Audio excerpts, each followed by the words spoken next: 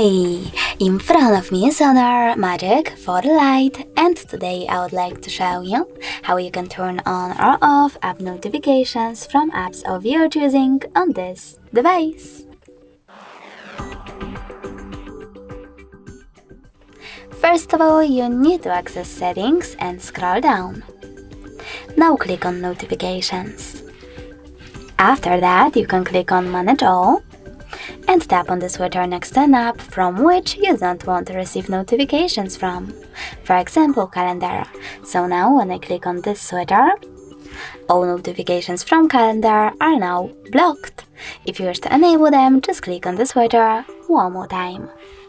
You can always go back and click on one of your apps over here instead. Then manage all notifications by clicking on this switcher next to Allow Notifications.